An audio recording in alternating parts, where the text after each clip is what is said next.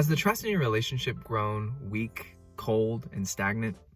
Might I suggest that it's because of a lack of consistent appreciation? Listen in, we're going to go through some biblical principles and talk about 3 aspects of consistent appreciation so that you and your spouse can build trust. Hey guys, welcome back to The Biblical Couple. It's Sheng here. I am missing Joanna a lot. Right now I'm on my lunch break, but still able to make it productive by filming this video for you guys. We are talking about appreciation today. Why does consistent appreciation build trust? Well, it's because it affirms that you're committed to your spouse and that they are special to you.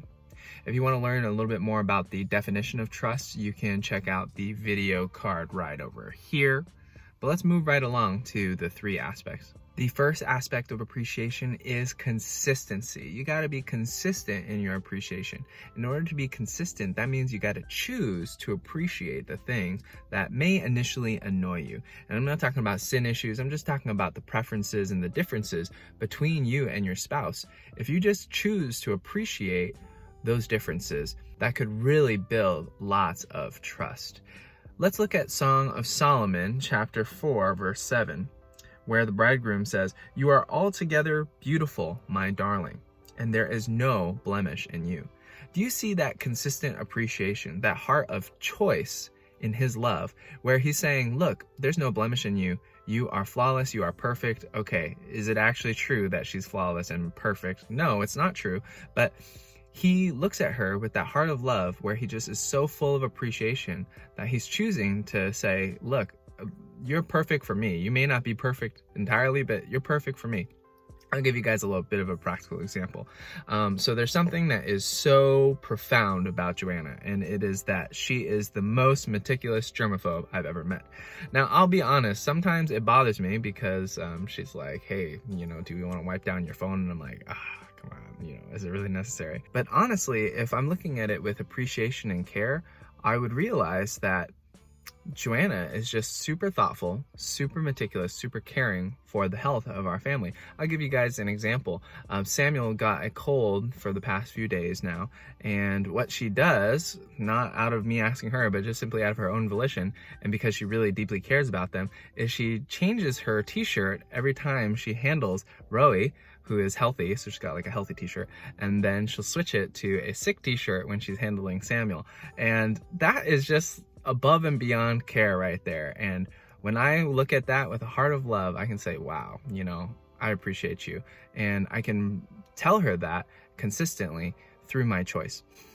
For you wives, something you could think about is just looking at the big picture of things. For example, when your husband is doing something that maybe is bothersome to you, and again, I'm not talking about sin issues. Like, let's say your husband said that he would get ready to be there for dinner, and he's like 5 minutes late or something, 6 minutes late or whatever, and that bothers you a whole bunch. You're like, oh my goodness, you said that you're gonna be here at 6:52, and you're not a man of your word or whatever. Well, look at the bigger context. Why was he late? Like, maybe he was helping you make some IKEA furniture, and he's just been sweating up a storm building that thing, because those things can be pretty hard to understand sometimes. They don't use words. And he's walking in after working on that for an hour and a half, and then now he's 7 minutes late, and you're gonna just berate him and nag him or whatever, instead of just choosing to appreciate the bigger picture of, whoa, he's been super selfless to me, and I truly appreciate that, and verbalizing that. And that brings us to our second aspect. The second aspect of appreciation is that the appreciation must be done verbally. I can't tell you how many times I've talked to husbands and talked to wives too, who basically just say, yeah, I love my spouse a lot, but they don't hear it. They don't hear it. They don't hear any I love yous. They don't hear any sort of appreciation, and it's just kind of assumed, right? And the complacent thing to say is, oh, well, I show it in my actions. I'd question whether the actions are really shown, first of all, but just by virtue of establishing communication is necessarily done through words. Look at Song of Solomon, read the whole thing, just see how many times they're volleying back and forth this appreciation for one another. I'll read you just another verse right now. Song of Solomon, chapter 1, verse 3, where the bride is speaking to the bridegroom. She says, "Your oils have a pleasing fragrance. Your name is like purified oil. Therefore, the maidens love you." You see that?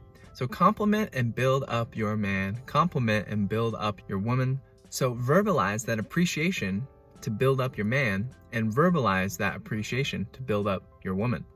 Man, how many times you hear of spouses complaining about the other one? Now, flip that on its head.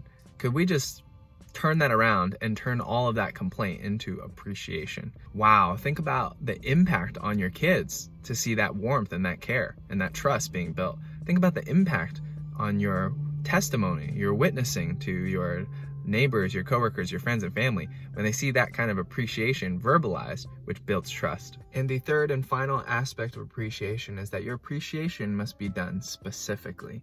The neat thing there, when you look back at verse 3 of Song of Solomon chapter 1, which we read, is that she mentions his oils have a pleasing fragrance, and so there's some of that physical aspect, and she then flips it and says, your name is like purified oil.